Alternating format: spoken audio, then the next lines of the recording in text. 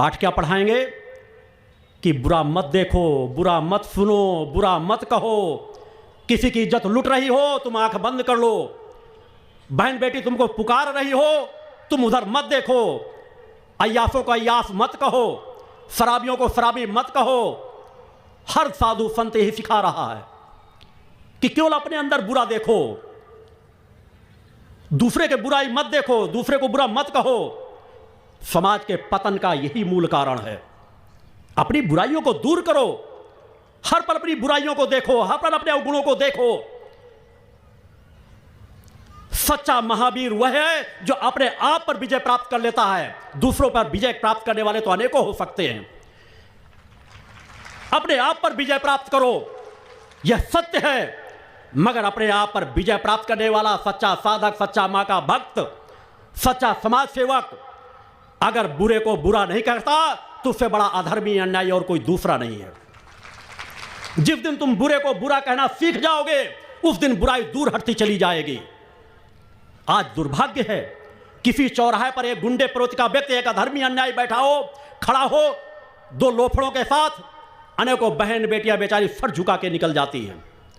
वही अनेकों समाज सेवक, अनेकों वहां पर लोग बैठे होंगे, धर्म का आचरण करने वाले लोग वही आते जाते घूमते रहते हैं, मगर वो भी डरते रहते हैं। खौफ है कि हमसे न टकरा जाए, हम उसे नहीं टोकेंगे,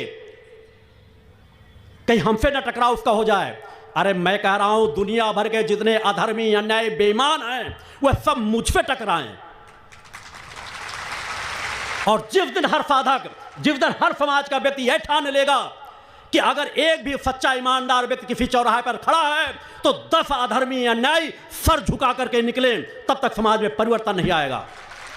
और वह परिवर्तन आएगा यदि आप आवाज उठाना सीखो, अपने आप को जगाओ, अपने आप को बदलो,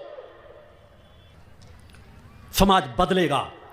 मगर इस संकल्प के साथ कि जिस बातों की हम आवाज उठा रहे हैं वैसी न्यूनता हमारे द्वारा कभी नहीं होगी, वैसी न्यूनता हम नहीं करेंगे। हम नशे मांस से मुक्त चरित्रवान साधक बनेंगे। जिस दिन उस विचारधारा को लेकर के चलोगे उस दिन समाज में अपने आप परिवर्तन आता चला जाएगा। मैंने भक्ति मानव कल्याण संगठन का गठन इसलिए किया है, भक्ति मानव कल्याण संगठन, कि मां के ध्वज के तले आ जाओ, मां के ध्वज को अपने हाथ में थाम लो। मां की कृपा, मां की भक्ति और संगठन की शक्ति के बल पर हम कलयुग में सतयुग ला करके रहेंगे। हम अनीति अन्याय अधर्म के साम्राज्य को बदल कर रखेंगे।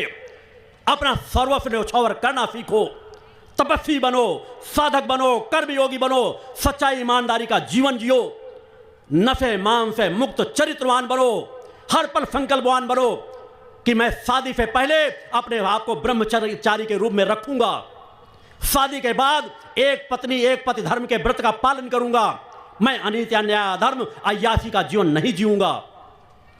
केवल आप नशे मांस से मुक्त चरित्रवान बन जाओ, समाज के अनीति अन्याय धर्म के 50% युद्ध को अपने आप जीत लोगे।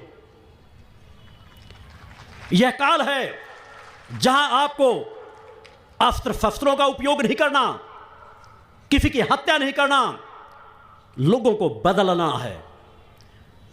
और जो नहीं बदल रहे उन्हें भी अपनी आत्मशक्ति के माध्यम से उनकी शक्ति सामर्थ्य के धरातल को खिसका देना है। चेतनावान बनो। आज आपका हथियार है मां का धर्म ध्वज, दंड ध्वज। आपके घर में लहराता हुआ मां का ध्वजा, आपके माथे पर कुमकुम का तिलक, आपके गले में पड़ा हुआ रक्षा कवच, जो हर पल आपको साधक की प्रेरणा देता है। हर पल आप संकल्पित रहते हो कि मैं नशे मांस से मुक्त चरित्रवान साधक हूं, मैं मां का भक्त हूं। कि आपके स्वरूप को देख करके भी जो अधर्मी अन्यायी उनके अंदर भी मां का शब्द आ जाए, मां का भाव आ जाए कि मां के भक्त हैं। बिन बोले मां की ऊर्जा को दूसरे के अंदर प्रवेश करा देना, यही आपकी सच्ची पहचान होगी। अतः मां की भक्ति और संगठन की शक्ति पर विश्वास रखो। एक ऐसा संगठन जो अनीति अन्याय अधर्म से कोसों दूर है, जो केवल सद्भावना का पाठ पढ़ाता है, चरित्रवान बनाने का पाठ पढ़ाता है, नशे मांस से मुक्त कराता है, अनीति अन्याय अधर्म के खिलाफ आवाज उठाता है, उस भक्ति मानव कल्याण संगठन के तुम मेरे शिष्य हो, मेरे साधक हो। वैसा जीवन जियो। यदि हम अपने आप को बदल देंगे, समाज सतत बदलता चला जाएगा।